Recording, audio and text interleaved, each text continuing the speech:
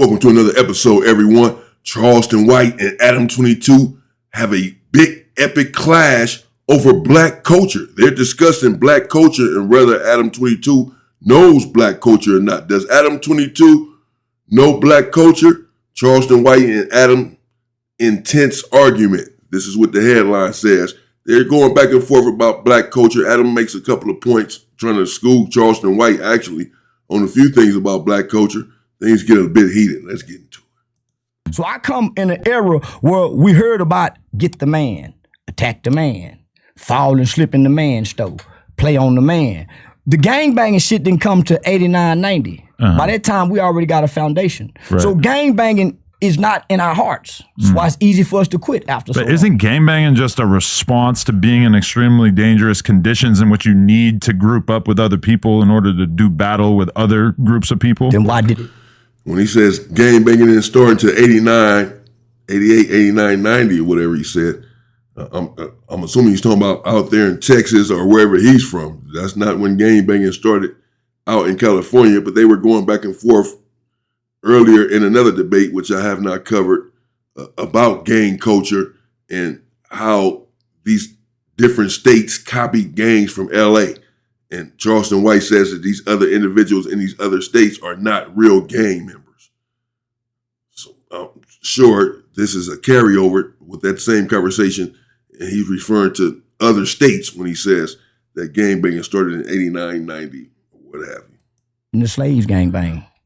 Probably just wasn't really available to them as an option, right? They were slaves. Well, based off what you just said, don't you need other people to group up with other people to fight other people? So once we became free in the 19th... There were slave rebellions, right? No, it was very few. Yeah, but because they're oppressed, they have no weapon. No, there were more than a very few.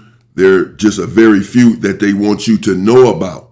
They only want you to know about Nat Turner because that's the most famous slave rebellion, if you will. But there were many more slave rebellions. Just have to do your homework. Henry Highland Garnett called it slave rebellion. Gabrielle Prosser called it slave rebellion. They have no money. So once we got free and got weapons, why didn't we group up in gangs then? I mean, they were probably more focused on assimilating into the culture that they had just gained their freedom from. No, they never assimilated. They couldn't. Well, they probably thought that it was more accessible than it ended up being. They never thought that. My grandmother's 80 years old. She never told me they thought that. She's still alive. My pops is almost 8. They never thought that. But why did your grandparents not group up and go to war? Because it's never been about getting in the gang. It's about building your family. But when we say gangs, we think about gangs fighting against each other, not like fighting against the people that are controlling them. Sure we do. When I think of gangs in New York, those people fought against each other. Those were white people, Italians, Irish. They wasn't black. And they were way more dangerous and violent than these today's gangs. Don't you think about that? So much of that is because it's like we accept the structures within our societies, and most of us don't really feel as if we have the power to control the society we live in. Black people do not accept the structures of society. That's why we go to jail for committing financial crimes. That's why when we go to school, we don't pay attention in class. Right. That's why we go to ISS. That's why we get kicked off the football team, because we don't fit into the structure. We have way more power. That's why we sell dope when the white men say we can't sell dope. That's why we pimp and go across the state line when they say don't. So we have the power to do whatever we want to do. They have the power, but it's like most of us don't really think about the world as if we're going to be able to just commit crimes until we change the social order. Sure we do. It's called ball till you fall. We got music that teaches ball till you fall. But isn't that the opposite of what we're talking about? No, that's balling until you die? Well, you're trying to make sense of people who don't have sense. And I'm saying, no, our people had greater sense than what you're trying to give them for. Well, don't you think? No, our people thought greater. They built Black Wall Street. Why are you saying people who don't have sense? Our people built Black Wall Street. Gangbangers don't have sense. They can't build nothing. They can't manufacture nothing. Black people created some of the things that's mostly been invented, from the stoplight, the cotton gin. What you mean? We didn't think to create gangs. We thought to be free under worse conditions. So we're under better conditions. We're freer. Why would we join gangs and they didn't? I don't know. I mean, there are a lot of minority groups in our country that didn't really like gravitate towards the whole gang thing. But then there's a lot of non-black groups. Well, gangs were started in the community to protect the community. Because when gangs were started, the community was not safe. It is still not safe. Unfortunately, the gangs ended up turning on one another. But the gangs initially had a pure motive, which was to protect the black community. It just so happens, for different reasons, that the gangs ended up turning on one another, and we ended up unaliving one another instead of protecting one another. But at first, at least anyway, the intentions were on the right track. They did. The mafia. Well, we never had a mafia because we don't want to be gangsters. Gangsters extort themselves. Black people never extorted one another. We had a community. LA kind of known for extorting one another. But before gangs started, you got to think all the black people that came from the South that built Watts, California, right. All them vibrant black towns, all them vibrant black places in LA before gangbanging started. Why them people didn't gangbang and it was vibrant here then? Yeah. No, that's a good question for sure. You know why? Because their children didn't have a struggle. The gangbanging children didn't come from gangbanging because they was in impoverished conditions. They could walk the neighborhoods and go get an apple off the tree. But don't you think that the gang shit is like a reaction to just feeling hopeless in your life in general? Not necessarily that you're being like violently oppressed on a day-to-day basis. When I look at them niggas in prison and they join the gangs and they fighting and what they fighting about in jail, catching phase, they don't look hopeless. When they on here talking about how they live their gangbanging life, they don't look hopeless. They seem like they're bragging about it. They got pride in it. When I go to the hood, they got love for it. When I go to the hood and I see like, you know, a group of 16-year-old kids sitting around in an alley just like waiting for somebody to come through so they could shoot at their car, these are people who feel hopeless. They feel as if there's no college career path for them. There's no way that they're going to be able to go get a high-paying job and be able to make 6 figures a year. Have you done a qualitative study to talk to them and see why? I mean, this is obviously anecdotal, but these people don't really pursue those opportunities. I'm telling you why. You're saying, obviously, from some kids sitting in the, alleyway waiting to shoot at a car. Why they not robbing the bank? If they're hopeless, why they not robbing the bank? Probably because they just view that as being like having a very low, small chance of success. Why not rob the local guy that's selling weed? Why not be breaking into a house? They probably do that. Breaking houses, that's very common. So why sit in the alley waiting to shoot at nobody? Why not go get a job? Well, it's part of being a gang. You got to protect your area, right? No, I've never heard that. Ever. For real? I've never heard that. I mean, the motherfuckers are patrolling for that purpose. No. They're patrolling to extort each other.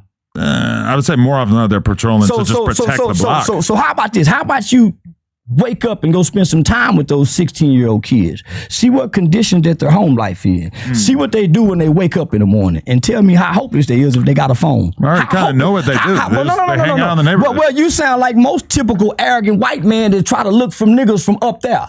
See, you didn't grow up down here to really know. You're making speculations. Well, I'm making observations based on my life experience. Well, your life experience don't fit into the black spectrum because you're looking from afar with binoculars. But I think most people would say the last 10 years of my life, I've been pretty deeply immersed in the black experience, right? When the last time you had to? When the last time you sat at a black table and ate black food?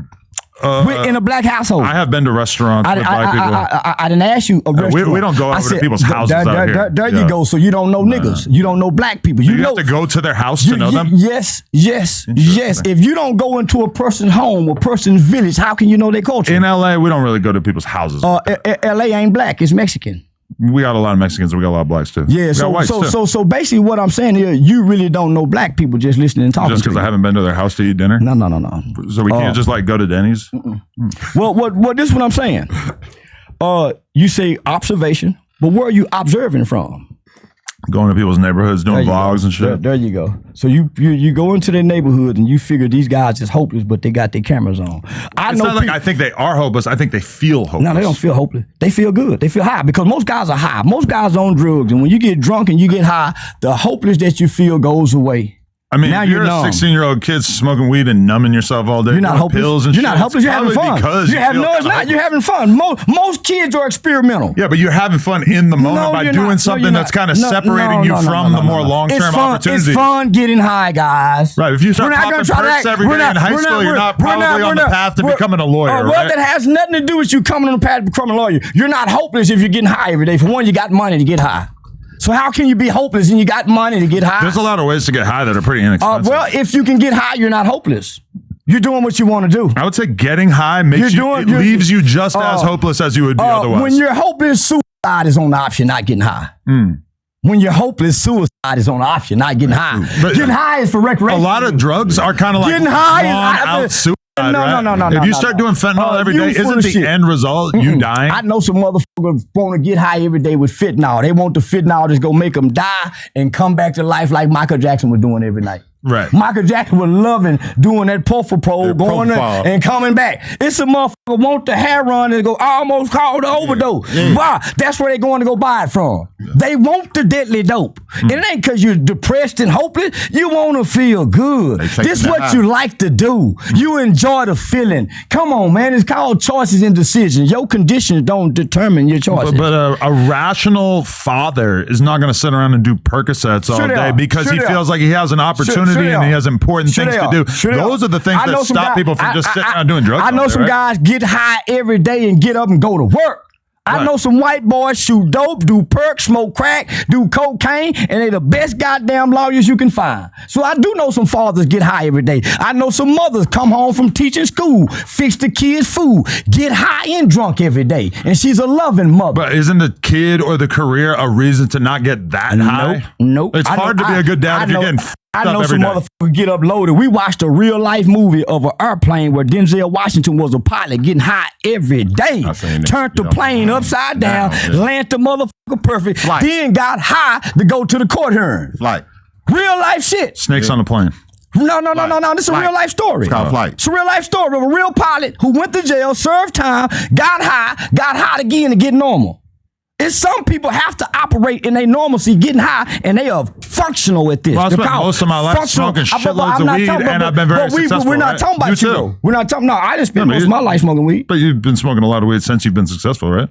I've been smoking weed, since I've been successful. And you've been able to manage it. However, I somehow think that if you started snorting fentanyl every day, that you'd probably have a harder time. I don't know. I know people that snort fentanyl. I know people that get high. And those are probably the people who are able to do it to some sort of level that isn't going to destroy their lives. There's a such thing that you learn if you understand alcoholism and drug addiction. There's such thing as functional addicts. Most people are functional addicts. Yeah.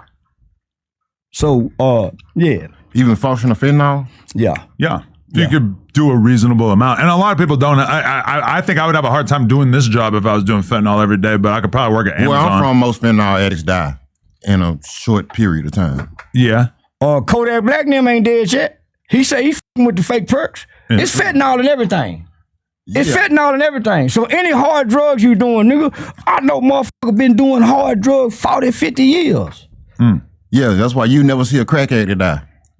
I ain't seen a fentanyl nigga. It's more like they die and nobody really cares that much. Right? I ain't found a nigga died of fentanyl yet. I don't know one person that I can personally say, they had an overdose of fentanyl. And I know nigga pop pill like crazy. I know plenty of people. I don't know any. A bunch of rappers on this podcast. Lil Peep died for taking fake Xans. Yeah. I call bullshit. I say I say he died.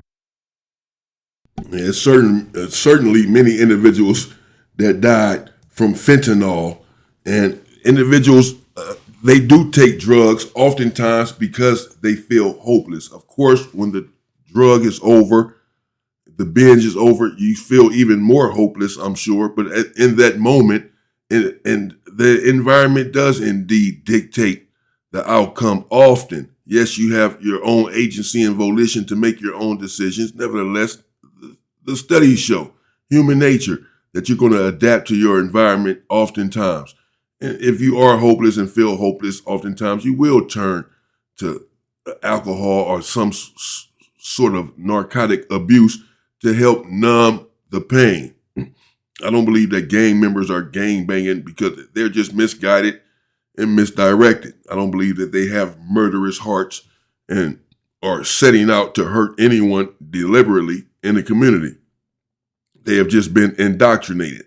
But to imply that these people are naturally dumb or stupid and not the other individuals who have been gang banging for generations, the Italians and Irish, and killing one another, and to say that lawyers, white people who are lawyers and doctors or whatever, who get high and drunk and then come to work and function, where there are people like that from every ethnicity. They're not black individuals who are just sitting around getting high and drunk and then being unproductive, which was the implication there. There are individuals who are also functioning addicts, and I'm not here to judge any addict as to why they are the way that they are. Many of them want help and are trying to get help, and they are human beings as well. None of us are perfect.